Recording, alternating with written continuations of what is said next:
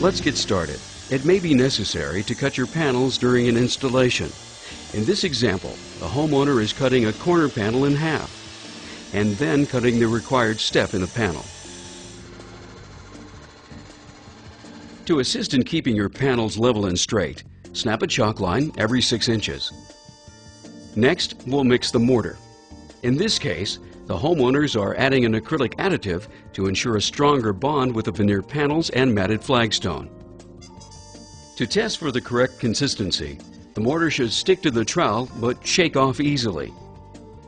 Apply an even coat of mortar, about a ½ inch thick, completely covering your panel. In this installation, our homeowners start with the outside corner, leaving space for the opposing corner panel to interlock. Check the orientation of the panel to make sure it's facing the direction you intend. Then place it on the wall. The target lines we've drawn on the wall are helpful in placing the panels, but it's a good idea to adjust each panel precisely using a level.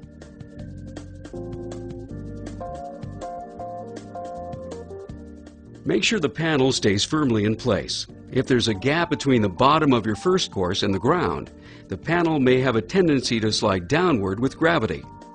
You can use a straight board or shims to keep the first course in place. Once your lowest course is dried, the remaining courses will have a strong, level foundation to rest on. Continue the installation using a level and chalk lines as your guide. In order to keep the panels level, you may need to use a small shim underneath the panel.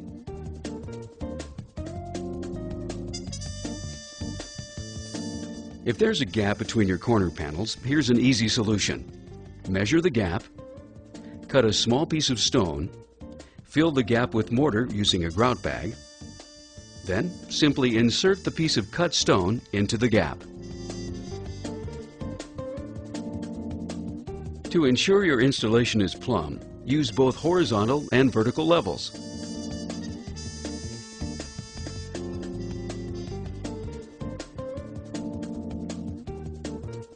Once each course is completed, double check to make sure you're level.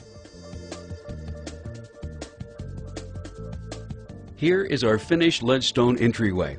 Notice how the inside corners meet and how these outside corners interlock, concealing the saw-cut notches but leaving the natural surface of the leading edges exposed, just as if each individual stone had been laboriously picked, cut, and placed by hand. But with east-west leadstone veneer, it's only taken us a matter of hours to create a look that will last a lifetime.